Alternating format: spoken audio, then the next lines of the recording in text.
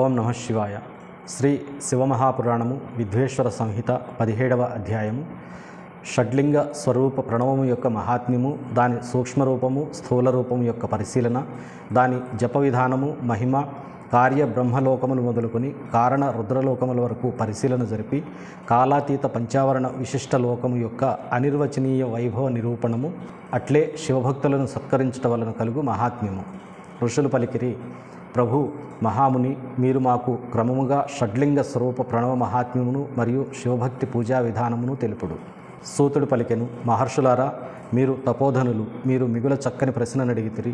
కానీ దీనికి సరియగు సమాధానము మహాదేవుడే ఎరుగును, ఇతరులెవ్వరూ తెలియజాలరు. అయినప్పటికీ భగవంతుడగు పరమశివుని కృపచేత నేను ఈ విషయమును వర్ణించెదను. మహాత్ముడగు పరమశివుడు మా యొక్క మీ యొక్క ఉభయుల రక్షణ భారమును మాటిమాటికి స్వయముగా వహించునుగాక.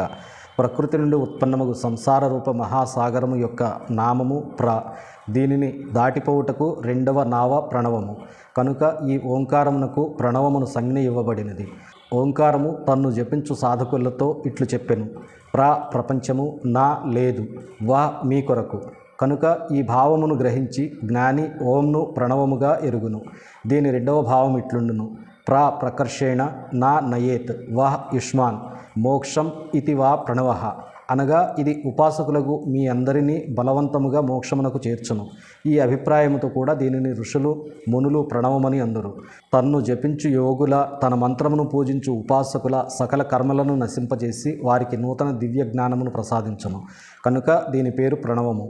ఆ మాయారహిత మహేశ్వరుడినే నవ అనగా నూతనుడని చెప్పుదురు. ఆ పరమాత్ముడు ప్రకృష్ట రూపముతో, నవ అనగా శుద్ధ స్వరూపుడు కనుక ప్రణవమని పిలువబడును. ప్రణవము సాధకుని నవ అనగా నవీనునిగా రూపొందించును. ఇందువలన కూడా పండితులు దానిని ప్రణవనామముతో ఎరుగుదురు. లేక ప్రకృష్ట రూపములో నవ దివ్య పరమాత్మ జ్ఞానమును ప్రకటించును. ఇందువలన ఇది ప్రణవము.